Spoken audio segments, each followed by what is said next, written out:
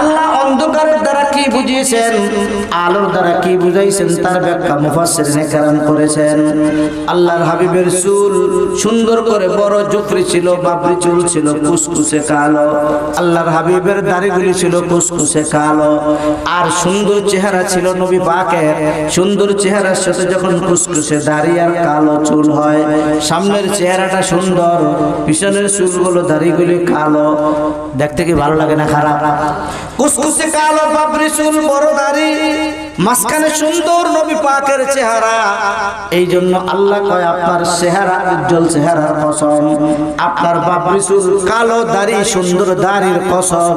মা ওয়াদ্দাআকা রাব্বুকা ওয়া মা ক্বালা, আপনার রব আপনাকে বলে নাই, আপনার রব আপনাকে ছেড়েও দেয় নাই।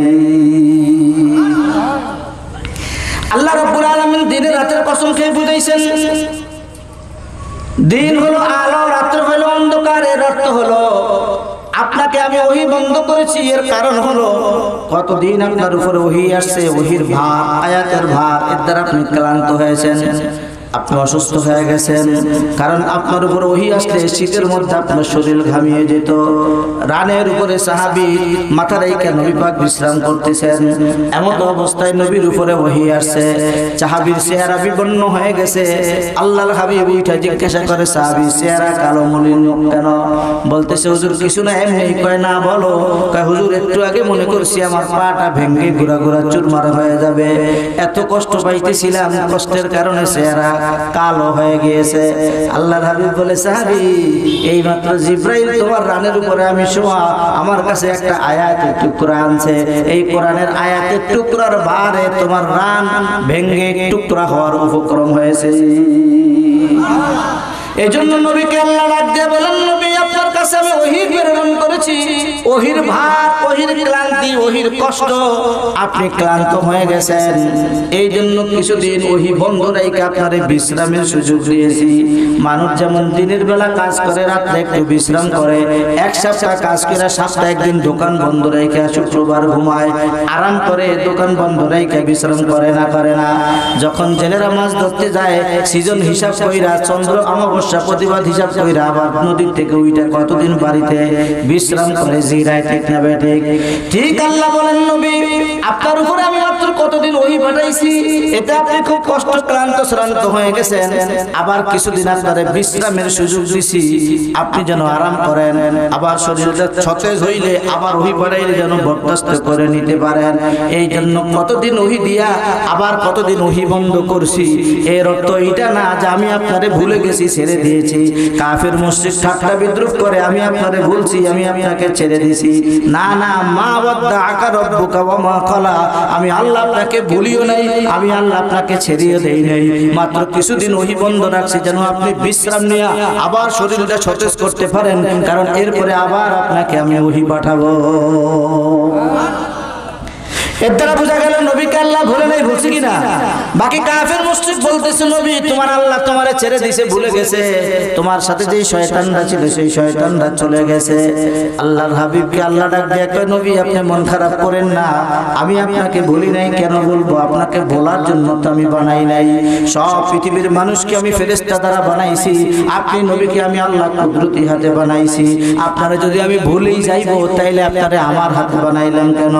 সব নবীদের পরে নবী পাঠাইছি, এক এক সময় কত হাজার হাজার নবী পৃথিবীতে একাত্র পাঠাইছি। আমি আপনাকে শেষ পৃথিবীর জন্য একমাত্র একা নবী বানাইছি। আপনাকে আমি সারা পৃথিবীর সব নবীদের থেকে বেশি দায়িত্ব দিয়েছি। যদি আপনাকে আমি ভুলেই যাব, আপনাকে আমি ছেড়েই দিব, তাহলে এত দায়িত্ব দিয়ে আপনারে আমি কেন দুনিয়াতে পাঠাইলাম? মা ওয়াদ্দাআকা রাব্বুকা ওয়া মা ক্বালা, নবী আপনাকে আমি ভুলিও নাই, আপনার রব আপনাকে ছেড়েও দেয় নাই। আমি যদি আপনাকে ভুলেই যাই, আমি যদি আপনাকে ছেড়েই দিব, তাহলে যখন আপনি আপনার মায়ের গর্ভে, তখন আপনাকে আমি কত সম্মান দিলাম। আপনার মায়ের গর্ভে যখন আমিনা রাস্তা দিয়ে হাঁটে, বনের রাস্তার গাছ গাছালি, বনের বালিকা রাশি, মাটি কণা, পাথরের টুকরা, এমনকি রাস্তার কাঁচা ঘাসগুলো পর্যন্ত সালাম দিত, সালামি আলাইকা ইয়া উম্মে মুহাম্মদ, হে মুহাম্মদের মা তোমার উপরে শান্তি, তুমি কত ধন্য, তোমার পেটে আল্লাহর নবী মুহাম্মদ। আল্লাহ মা ওয়াদ্দাআকা রাব্বুকা ওয়া মা ক্বালা, ওয়াদ-দুহা ওয়াল-লাইলি ইযা সাজা, আমি রাতের কসম খেয়ে বলি, দিনের কসম খেয়ে বলি, আপনার পাক রাসূল দাড়ির কসম খেয়ে বলি, আপনার সুন্দর চেহারার কসম খেয়ে বলি, নবী পাক আমি আপনাকে ভুলি নাই, আপনাকে ভুলবো না, আপনাকে ছেড়ে দেই নাই, আপনাকে আমি ছেড়েও দিব না। মাত্র কতদিন ওহী বন্ধ রেখে দেখলাম আপনার প্রতিপক্ষ কারা, কারা শত্রুতামি করে, কারা ফালাফালি লাফালাফি করে। নবী আপনাকে আমি ওহী দিয়া দেখাইলাম কারা আপনার শত্রু, কারা আপনার বন্ধু, কারা আপনাকে ওহীর মাধ্যমে ভালোবাসে, কারা এটাকে খারাপ পছন্দ করে। এই জন্য আপনাকে আমি ওহী বন্ধ করে সব চিহ্নিত করে দিয়েছি। কত বুঝেন? এই জন্য আল্লাহ রাব্বুল আলামিন বলেন, নবী আপনাকে আমি ভুলি নাই। এত সুন্দর চেহারার মানুষটাকে ভুলে কি করে? এই জন্য কিতাবের মধ্যে আছে আল্লাহর জগতের ভিতরে সবচেয়ে হুজুর এই কথা বলেছে, সবচেয়ে সুন্দর মানুষ বানাইছে আল্লাহ ইউসুফ নবীকে। বলছে কি বলছে না? এই ইউসুফ আলাইহিস সালামকে দেখে কম বেশ 40 জন মহিলা হাত কাইটা ফলাইছে, সবাই জানেন। কিতাবের মধ্যে আছে লাউ আহয়া জুলাইখা লারাইনা জাবিনাহু, যদি মুহাম্মদের যুগে জুলাইখা বাচ্চা থাকতো এবং রাসূলের কিচ্ছু না খালি কপাল কান দেখতো, লা আতারনা বিত্তাকতি আলা সুরুদে ইয়াদে। উনি ডাক দিয়ে বলতেছেন, কবি বলেন, যদি জুলাইখা বেঁচে নবীর খালি কপালটুকু দেখতো, ইউসুফের মতো সব দরকার নাই। এত সুন্দর নবী আমার যদি খালি কপালটুকু দেখতো, লা আতারনা বিত্তাকতি আলা সুদুরে বিত্তাকতি সুদুরে আলা ইয়াদে, যদি নাকি জুলাইখা থাকতো নবীর কপাল দেখতো, তাহলে ওই জুলাইখা 40 জন মহিলা সহ হাতের ছুরি তলোয়ার তার কলিজায় ঢুকিয়ে দিত, টের পাইতো না। তখন তো খালি জুলাইখা ইউসুফের ডক দিকে 40 জন হাত কাটছে, নবীর খালি কপালটুকু দেখতে ছুরি কলিজায় ঢুকিয়ে দিত। এত সুন্দর আমার নবী। এই জন্য আল্লাহ ডাক দিয়ে কয়, মা ওয়াদ্দাআকা রাব্বুকা ওয়া মা ক্বালা, নবী আপনাকে আমি ভুলি নাই, ছাড়ি নাই, কারণ আপনার চেহারা এত সুন্দর করে বানাইছি আমি আল্লাহ। যদি আপনাকে ভুলেই যাব, ছেড়েই দেব, তাইলে বানাইলাম কেন? নবী পাকের সৌন্দর্য সম্পর্কে উলামায়ে কেরাম বলেন, আয়েশা সিদ্দিকা রাদিয়াল্লাহু তাআলা আনহার ঘরে নবী পাক যাইবেন। আয়েশা সিদ্দিকা সন্ধ্যায় সেলাই করতেছিলেন, সুই হারিয়ে ফেলেছেন।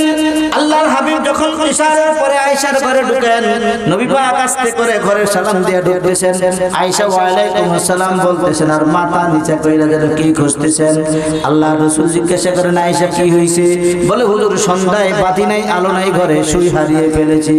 আপনি আসলে আপনার চেহারার আলোতে সুই খুঁজে পাবো, এই জন্য আপনি আসছেন, চেহারার আলোতে সুই তালাশ করতেছি।